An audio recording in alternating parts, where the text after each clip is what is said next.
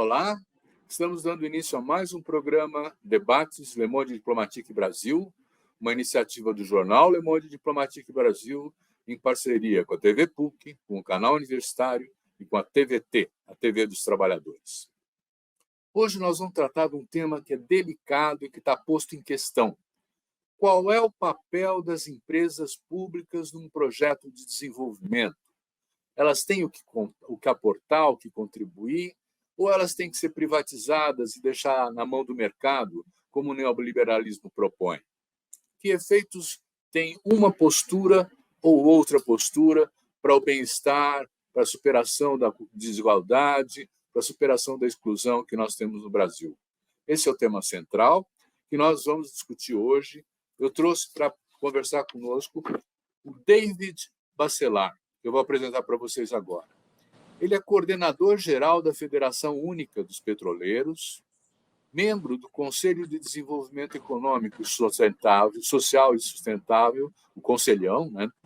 Membro do Conselho de Participação Social do governo, agora o Lula, fez administração pela UFSC e foi representante dos trabalhadores no Conselho de Administração da Petrobras, foi coordenador também do Sindipetro da Bahia. David, muito bem-vindo. É uma satisfação contar com você aqui para ajudar a gente a entender os dilemas que tem em relação ao papel da empresa pública, especialmente da Petrobras, no caso, para que a gente possa contar com ela como um agente de integração, como um agente de articulação, como um ator importante no processo do desenvolvimento brasileiro. Muito obrigado por estar aqui com a gente. Nós ficamos muito alegres com a sua participação. Eu quero começar perguntando uma coisa para você. Quais são as campanhas da Federação Única dos Petroleiros hoje em dia? O que vocês estão batalhando? Pelo que vocês estão lutando? Bem, Silvio, primeiramente agradecer a oportunidade de estarmos aqui com o Le Monde. De fato, é um jornal, uma revista, um portal, um canal bastante acompanhado por vários companheiros e companheiras que conheço, também por outras pessoas que entendem e acham que o material do Le Monde é algo que precisa ser analisado, inclusive por pessoas que não são da esquerda, como eu e esses companheiros e companheiras que citei. É uma honra estar aqui com você. De fato, a FUP ela muda a sua pauta. Nós tivemos uma luta incessante durante 7 anos contra as privatizações, os ataques aos direitos dos trabalhadores e trabalhadoras.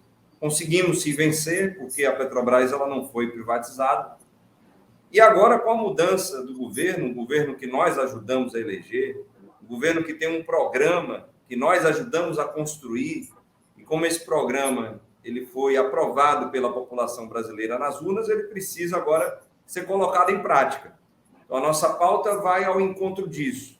Nós destacamos a necessidade de termos a defesa da nossa democracia, até porque a extrema-direita ela continua organizada, vídeo que fizeram no 8 de janeiro, e a estrutura de rede que eles ainda mantêm para trazer um processo de comunicação com fake news, com mentiras para a sociedade brasileira. Pautamos também a necessidade de nós continuarmos nessa defesa da soberania nacional, agora não mais lutando contra as privatizações, porque elas foram paralisadas, mas de nós estarmos pressionando para que a Petrobras ela volte a ser uma Petrobras para o Brasil e não para os acionistas. Mudanças estão acontecendo, sim, mas outras precisam acontecer. E também apresentamos a necessidade de reconquista, retomada de direitos históricos da categoria petroleira, no sentido amplo da sua palavra, e da conquista de novos direitos, direitos esses que tragam a proteção perante a contra-reforma trabalhista que foi feita, que traz acordo individual de trabalho, que traz direitos menores do que a própria CLT. Então, um acordo coletivo, a negociação coletiva é de suma importância nesse momento. Entendemos que poderemos ter, sim, esse processo também de retomada e de conquista de direitos. Então, a pauta ela foi reformulada ao encontro disso que nós apresentamos tanto ao presidente Lula como ao presidente Jean Paul Prats e também a ministros do Estado. David, eu queria entender se vocês estão lutando para que a Petrobras seja como era antes ou ela tem um novo desenho nessa expectativa de vocês? Bem, Silvio, primeiro a Petrobras ela deixou de cumprir um papel social que sempre teve, desde 1953. Lembrando que a empresa ela é criada por Getúlio Vargas a partir de uma pressão da sociedade brasileira com a campanha O Petróleo é Nosso. Então, desde então, a Petrobras ela vem cumprindo esse papel social, com raríssimas exceções na nossa história, lembrando o período principalmente do liberalismo econômico, com os governos Collor e FHC, e depois com os governos Temer e Bolsonaro. Então, a Petrobras ela volta já a ter esse movimento de cumprir um papel social, papel de abastecimento do mercado nacional, com combustíveis e derivados de petróleo a preços mais justos, mais competitivos com as importadoras, com, infelizmente, as refinarias que foram privatizadas. Mas entendemos, como você bem coloca nessa pergunta, a necessidade também da empresa ela se preparar para um futuro que ela não vislumbrava lá atrás.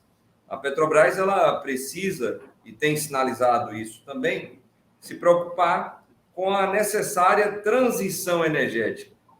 E que essa transição, obviamente, deva e precisa ser feita de forma justa, ouvindo os trabalhadores e trabalhadoras, ouvindo as comunidades que são impactadas pelas novas fontes de energia, exemplo da energia eólica, energia solar, do hidrogênio verde, que é uma sensação do momento que está prestes a entrar em operação e produção aqui no Brasil por diversos atores, mas a Petrobras se colocando para isso.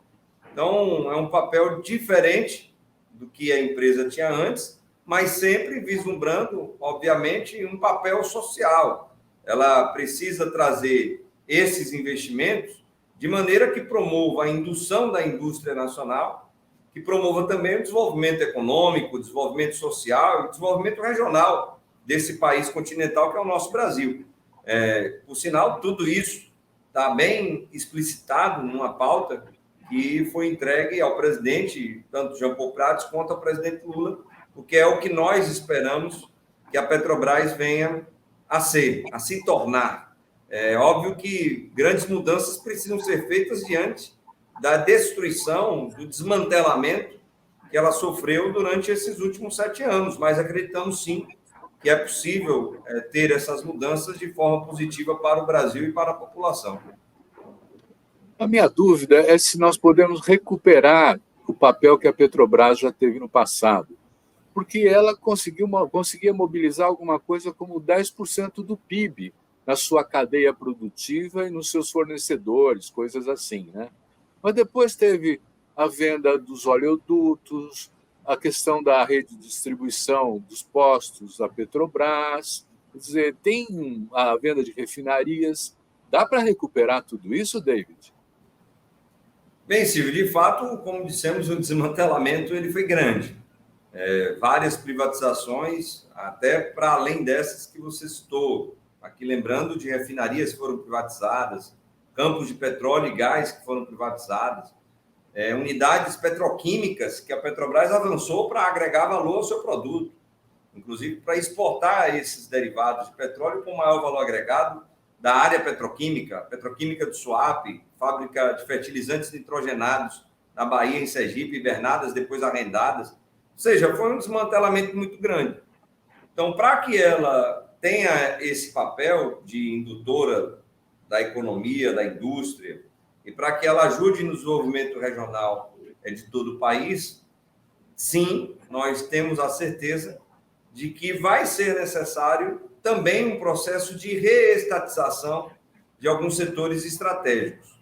Citamos a necessidade de reestatização das refinarias que foram privatizadas.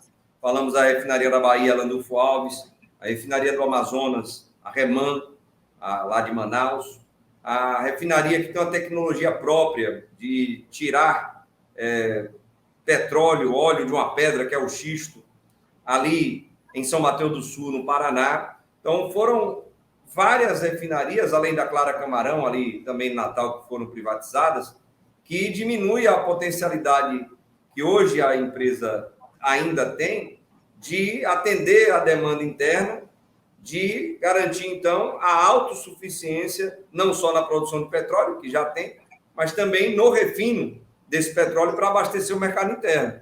Então, só como exemplo, há uma necessidade, sim, de reestatização de grandes investimentos, como devem ser anunciados agora, obras grandes para a retomada da refinaria ali de Abreu e Lima, em Pojuca, no Pernambuco, e também no Compeg, o Complexo Petroquímico do Rio de Janeiro, que deve ter suas obras retomadas, o que aumenta a nossa capacidade de refino. Mas isso resolve? Não. A Petrobras ela precisa investir em ampliação das suas refinarias e talvez, quem sabe, num investimento robusto para uma nova refinaria do futuro, uma refinaria moderna, uma refinaria que tenha coprocessamento, biorefino, combustíveis verdes, para atender plenamente a nossa demanda, que já é de um mercado grande, é o 8º maior mercado consumidor de combustíveis do mundo. Então, há possibilidade sim, mas isso exige um esforço muito grande, tanto da nova gestão, quanto do governo federal, que é o acionista majoritário e controlador da Petrobras. Então, como é que foi essa loucura dos preços que estavam subindo, alinhados ao preço internacional? Como é que era isso? E por que mudou e o que mudou? Silvio, é bom lembrar que nos governos lá atrás, do PT, Lula 1, Lula 2, Dilma 1, nós tínhamos uma política de preços que observava a oscilação do mercado internacional com relação ao preço do petróleo, principalmente, mas que não trazia essa volatilidade para o mercado interno brasileiro. Ou seja, não fazia com que a população ela pagasse essa conta, né, de uma forma voraz. Lembro-me aqui, principalmente do período de Zé Sérgio Gabrielli, quando o presidente mais longevo, por sinal, que a Petrobras teve. Essa política ela foi mudada para melhor quando o presidente Lula chega em 2003, porque anteriormente, nos governos, principalmente de FHC, a gente já tinha uma oscilação maior dos preços aqui no Brasil. Interessante que isso aconteceu lá atrás, governo liberal de Fernando Henrique Cardoso, essa oscilação que prejudicava a população e que trazia preços mais altos dos combustíveis para os brasileiros e brasileiras. Interessante que, depois do golpe de Estado que nós sofremos em 2016, com o Temer chegando ao poder e colocando Pedro Parente na presidência da Petrobras, uma das primeiras ações dele na Petrobras é mudar a política de preços. Para qual política? Aquela similar ao que nós tínhamos ali no final da década de 90 e início dos anos 2000.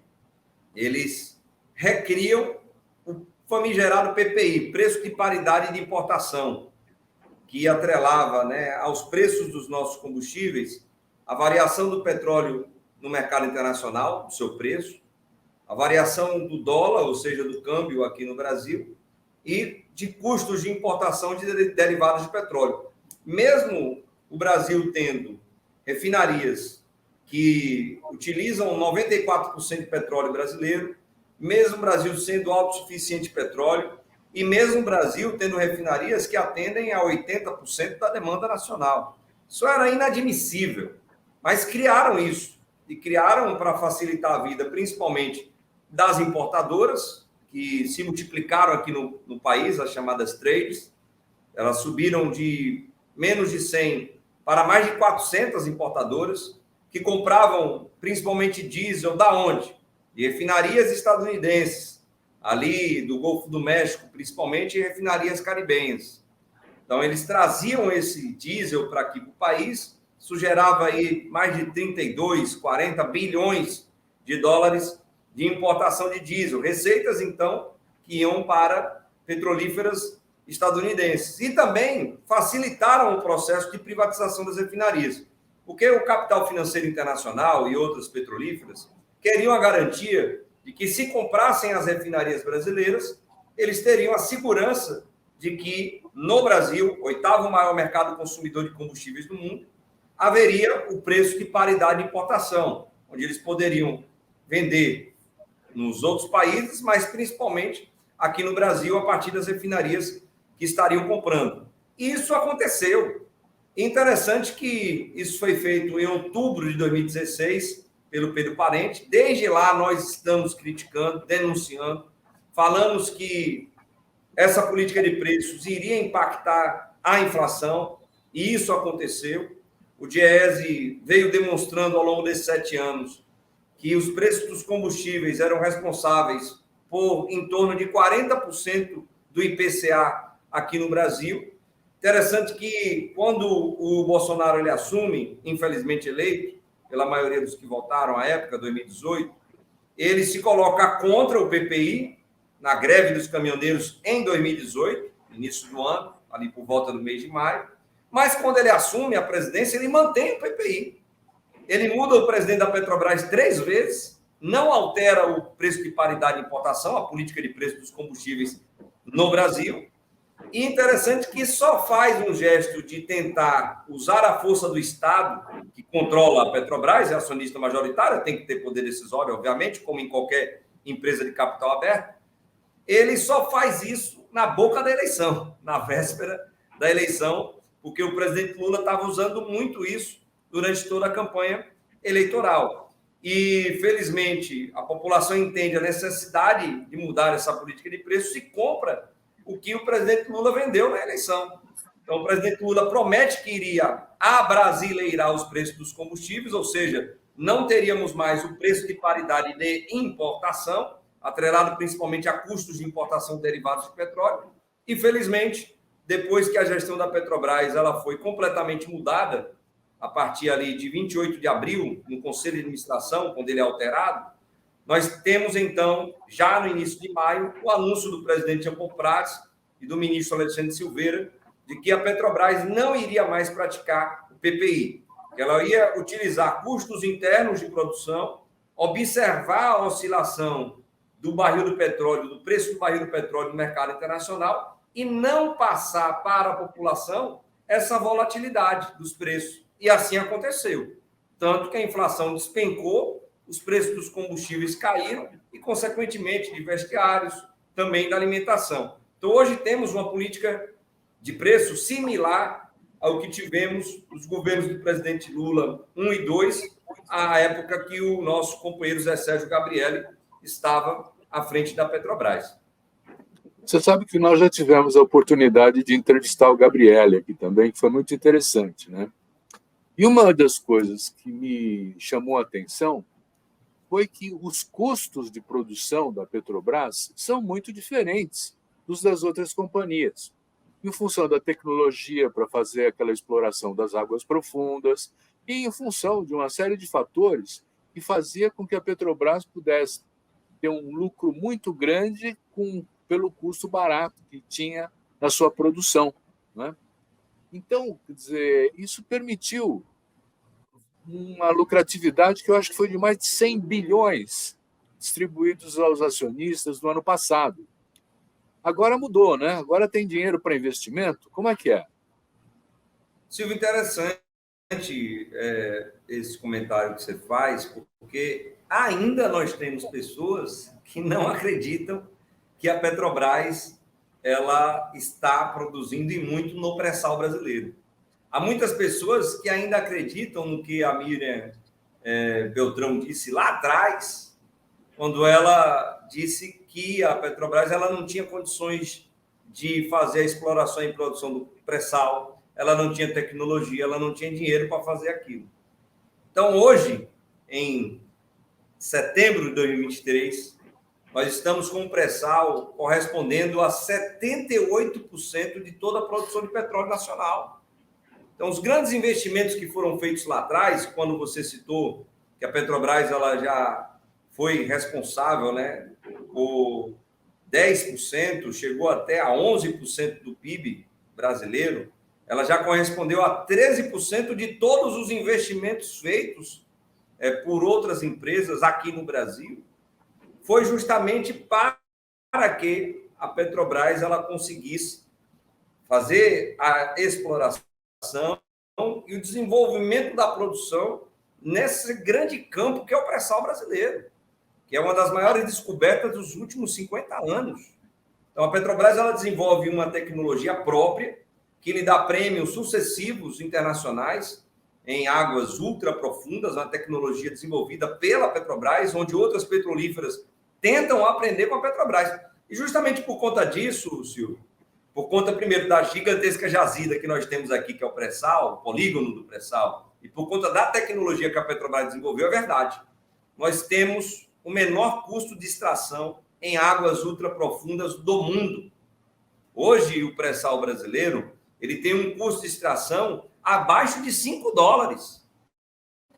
Nós estamos quase chegando ao custo de extração que tem lá nos Emirados Árabes e também na Arábia Saudita, em terra, quase chegando nisso. Estamos falando de custo de extração com lâmina d'água a 2.000 metros e perfurando 4, 5 mil metros para chegar abaixo da camada de sal, ou seja, no pré-sal, abaixo do sal. Então, a Petrobras desenvolveu isso. Isso, como você colocou, junto à altíssima produtividade que tem, nós temos poços, um pré-sal que produz 80 mil barris de petróleo dia, um poço. Então, temos uma produtividade enorme. Com essa alta produtividade, consequentemente, você reduz custo unitário de produção do petróleo. Então, a empresa, de fato, ela tem lucrado muito com o pré-sal brasileiro. Anteriormente, nos governos Bolsonaro, 2021 e 2022 principalmente, esse lucro foi usado para dar dinheiro para acionista. Você citou aí, juntando os 2 anos, foram 388 bilhões de reais pagos via dividendos para acionistas. Olha só. Isso, óbvio, que impactou na possibilidade de investimento, tanto que o governo Bolsonaro reduziu a capacidade de investimento da Petrobras. Agora estamos tensionando, pressionando o nosso governo, mas que precisa ser pressionado porque é um governo de coalizão, de ampla composição. O próprio presidente Lula tem pedido isso, né?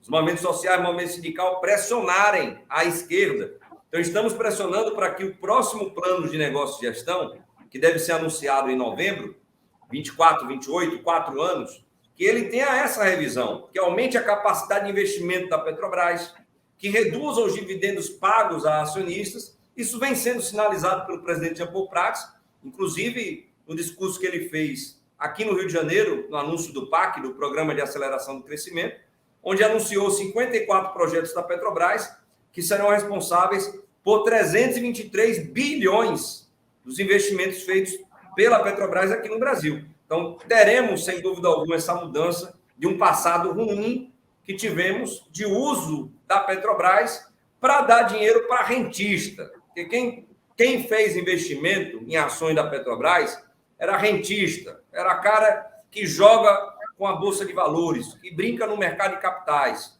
Não era um Estado que precisa de uma empresa perene, com sustentabilidade longeva, para conseguir fazer investimentos e ajudar no desenvolvimento do país. Então, essa mudança, Silvio, está acontecendo e esperamos que em novembro o plano de negócio de gestão vá ao encontro disso que nós estamos falando.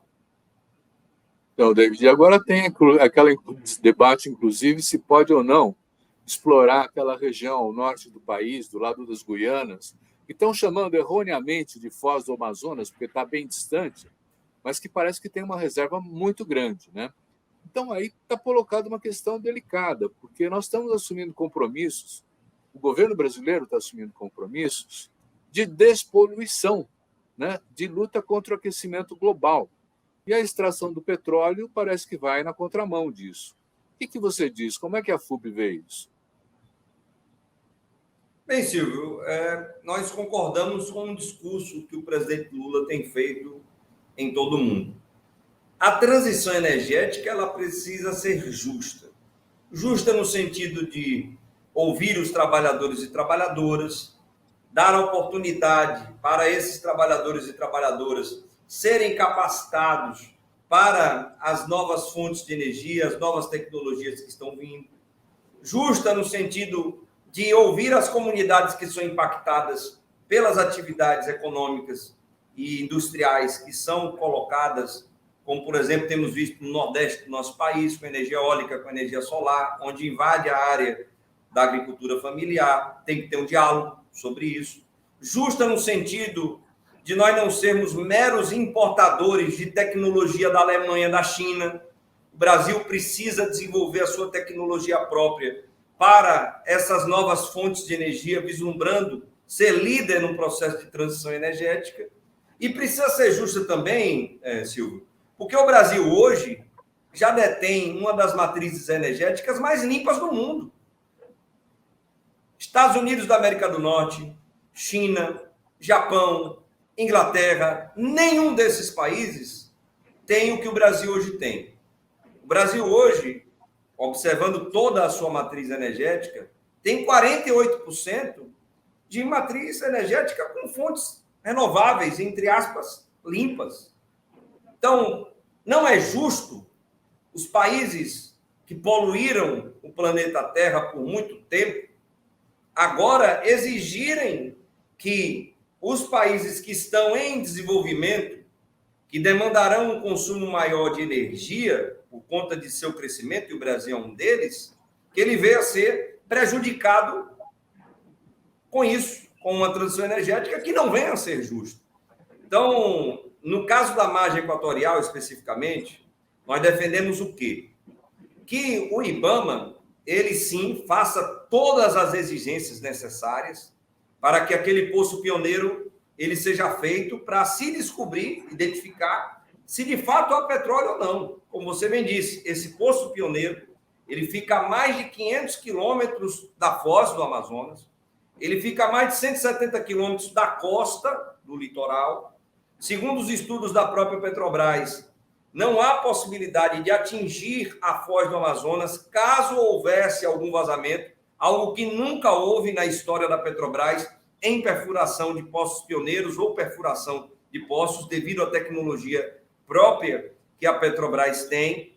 Então, isso precisa ser levado em consideração. Agora, além disso, como estamos falando de fato, Silvio, numa área sensível em vários aspectos, uma área onde temos os nossos povos originários, povos tradicionais, comunidades indígenas, onde nós temos a grande floresta amazônica, nós precisamos aproveitar essa potencialidade de quase 30 bilhões de barris de petróleo para que essa riqueza ela ajude na transição energética e justa da maneira que estamos falando. Essa fonte de riqueza precisa ser utilizada para a proteção da Amazônia, essa fonte de riqueza precisa ser utilizada para ir com as comunidades indígenas, comunidades tradicionais que lá estão. Ela precisa ser utilizada para ajudar na melhora do índice de desenvolvimento humano, que é o pior do Brasil, no norte do nosso país. Então, o que nós defendemos é que nós utilizemos essa riqueza que nós temos aqui no país da maneira correta. Se vai ser necessário o IBAMA fazer mais exigências, que faça. Se vai ser necessário nós termos leis específicas para esse espaço, essa jazida nova, que é a margem equatorial, que vai desde o Amapá até o Rio Grande do Norte, que façamos, como foi feito com o pré-sal brasileiro. O que não dá é para nós ouvirmos o que aqueles lá de fora falam, inclusive através de ONGs que se dizem ambientais, ganhando dinheiro lá de fora, para que essa reserva fique na mão de petrolíferas internacionais daqui a 4, 5 anos, 6 anos, 8 anos, 10 anos, quando tivermos aí, de novo, um governo de direita, liberal. Então, o que defendemos é um desenvolvimento econômico, mas que ele seja social e também sustentável. A riqueza tem que ser utilizada, sim, dessa maneira, é o que a FUP tem defendido com relação à margem equatorial. Você veja, né, que o tema nosso de discutir as empresas públicas já está aparecendo plenamente nas próprias potencialidades e no perfil dos compromissos que a Petrobras, uma empresa pública, né, que tem participação de acionistas privados, mas tem o controle do governo, né, está desenvolvendo. E, na época, antes da intervenção do golpe, existia uma indústria naval florescente, né? Existia a história do componente nacional também, né? Quer dizer, essas coisas serão retomadas, nós vamos investir na formação ou na reestruturação desses setores que eram fornecedores, subsidiários. Como é que fica a rede de distribuição dos postos? Você tem ideia sobre isso? Bem, Silvio, sempre é bom trazer à memória alguns dados, porque tem uma mentira que contam, né? E ela foi contada várias vezes, se tornou verdade para algumas pessoas. De que o PT quebrou a Petrobras, de que o PT quebrou o Brasil. E aqui só dar um dado para poder entrar nesses dois temas que você colocou, da indústria naval e da comercialização e distribuição de derivados. Na indústria naval, em 2003, quando o presidente Lula assumiu, nós tínhamos algo em torno de 2.000 trabalhadores e trabalhadoras atuando na indústria naval brasileira. O que era a indústria naval brasileira à época? Eram 2 estaleiros que estavam ativos e um que estava inativo. Todos 3 ainda aqui no Rio de Janeiro, 2003. A gente passa pelo governo Lula 1, Lula 2, chega no Dilma 1, e ali por volta de 2014, nós temos um pico na geração de emprego direto na indústria naval brasileira, que gerou mais de 82 mil postos de trabalho. Mais de 82 mil trabalhadores e trabalhadoras, ou seja, mais 80 mil desde 2003, estavam atuando na indústria naval, que deixou de ter apenas 2 estaleiros ativos e um hibernado, para nós termos 12 estaleiros operando, funcionando aqui no Brasil, construindo grandes embarcações como navios, sondas, como grandes plataformas, foram feitas aqui por trabalhadores e trabalhadoras daqui do nosso país. Então, tivemos isso nos governos do PT. Interessante que, imediatamente após a Lava Jato, Silvio, nós temos aí a destruição da engenharia nacional brasileira, grandes empresas como Odebrecht, OAS foram quebradas, literalmente. A indústria naval, da mesma maneira. Nós temos, então, um gráfico que nos mostra o despencar dessa geração de emprego e de encomendas que eram feitas aqui no país. Com o governo Temer e Bolsonaro, então, piora mais ainda. As grandes encomendas que foram feitas pela Petrobras, nessa época, nesses 2 governos, principalmente no governo Bolsonaro, que se dizia patriota, mas não era patriota coisa nenhuma, ele fez 15 encomendas de grandes FPSOs, grandes plataformas para a Petrobras, aonde os estaleiros brasileiros, não. Foram feitas essas encomendas na China, no Japão, Singapura, Coreia do Sul, gerando mais de 1.500.000 postos de trabalho fora do Brasil. Um absurdo que foi feito. Então, de fato, o que nós hoje estamos cobrando, e já foi sinalizado, inclusive, pelo presidente Jean Paul Prats, presidente da Petrobras, pelo presidente Sérgio Bassi, presidente da Transpetro, é de que nós teremos uma reocupação desses 12 estaleiros aqui no país, com a construção de navios, que são 25 que estão sendo aí sinalizados pela Transpetro, com a construção de módulos para plataformas da Petrobras e também com o descomissionamento, ou seja, a desmontagem de plataformas que hoje estão na costa brasileira e que precisam ser desmontadas porque já chegaram ao fim da sua vida útil e o IBAMA exige que elas sejam removidas ali do oceano para que aquela condição natural anterior ela seja retomada. Então, haverá, sim, Silvio, a necessidade de reutilização desses estaleiros. Para isso é necessário termos um programa de requalificação dos trabalhadores e trabalhadoras que hoje, em vez de estar atuando na indústria naval, estão trabalhando na informalidade, estão trabalhando nos aplicativos de forma muito precarizada. Então, teremos uma oportunidade, sim, de retomada desse processo de geração de emprego e renda, através da indústria naval brasileira. É um tema central, por sinal, que está quente nesse momento.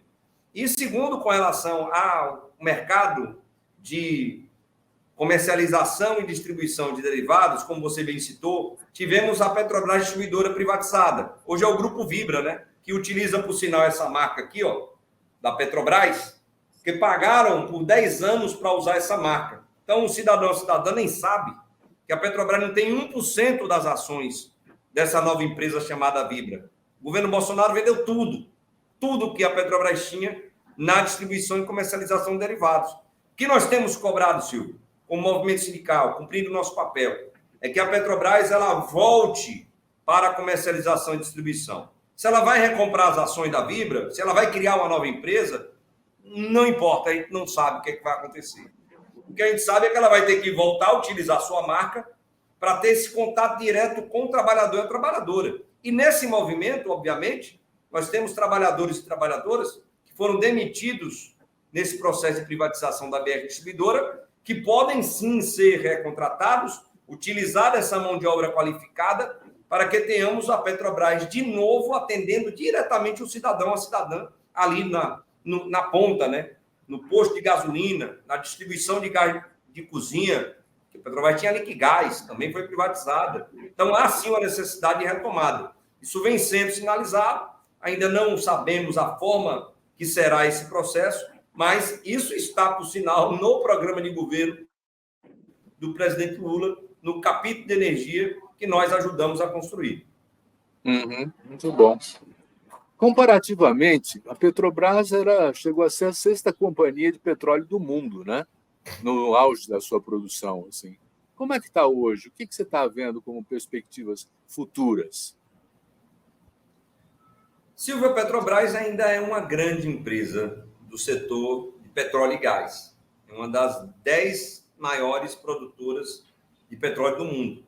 A empresa já ultrapassou a marca de 3 milhões de barris de petróleo por dia. Uma grande produtora de petróleo. Então, ela ajuda, sim, a influenciar, né, o preço do barril do petróleo no mercado internacional. Não faz parte da OPEP, mas é uma grande produtora. Também não é tão grande quanto a Saudi Aramco, né, a gigantesca da Arábia Saudita, como outras empresas petrolíferas, mas está entre as 10. É uma grande empresa produtora de petróleo.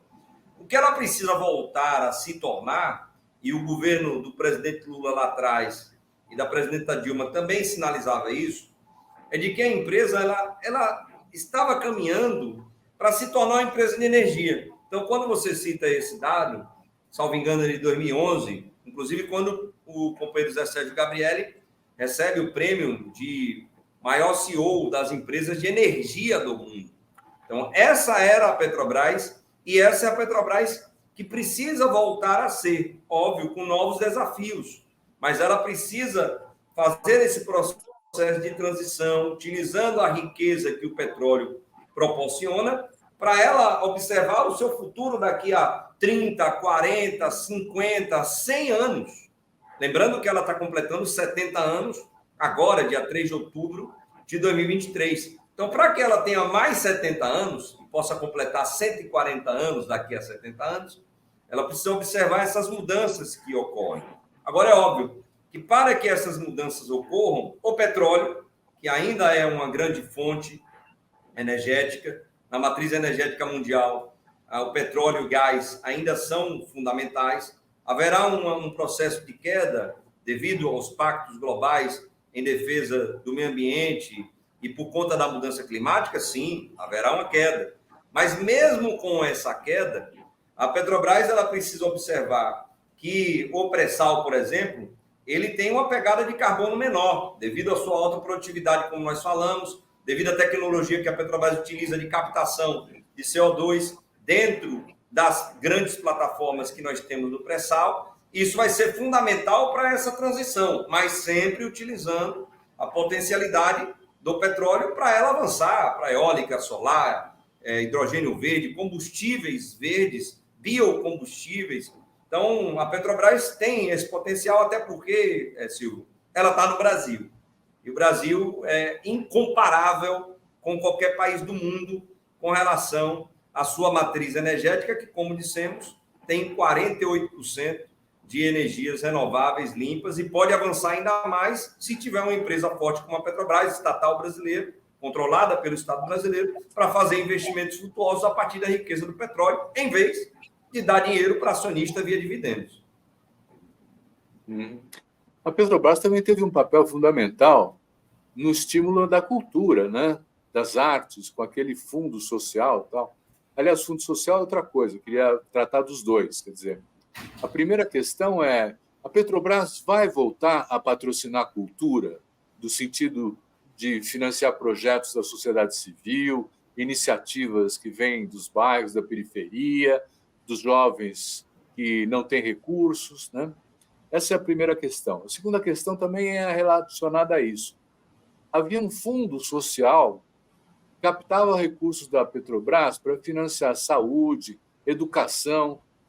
Como é que os petroleiros veem essa situação? Estão pleiteando que isso volte? Como é que é?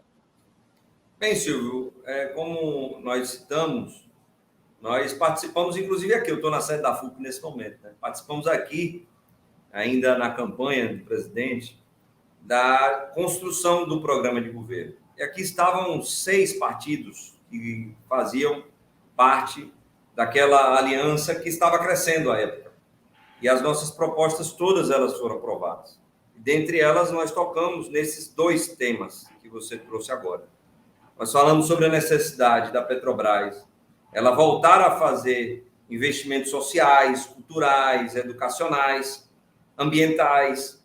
E, felizmente, já nesse ano, tivemos um grande edital que foi anunciado, onde houve a inscrição de mais de 400 projetos, e desses, salvo engano, 38 projetos foram selecionados, num investimento feito de mais de 450 milhões de reais, justamente para projetos socioambientais. E aqui, publicamente, Silvio, quero parabenizar o companheiro Zé Maria Rangel, que hoje é o gerente executivo de responsabilidade social, que capitaneou esse processo. Ou seja, é a Petrobras voltando a fazer esses investimentos que vão diretamente à população brasileira. E aqui não somente o companheiro Zé Maria, mas também o companheiro Nery, a companheira Vânia, que fazem parte da comunicação institucional, que vislumbram também isso. A Petrobras, ela retomar aquele processo onde nós tínhamos, Silvio, o incentivo, por exemplo, ao cinema, ao teatro, à música popular brasileira, no sentido amplo da sua palavra. Então, a Petrobras está voltando a fazer isso. É importante destacar, porque já está acontecendo e a tendência é que haja mais. Mas, além disso, como você bem colocou, nós precisamos de uma política de Estado que seja ainda maior do que isso, do que esses investimentos que nós estamos falando. E nós tínhamos isso.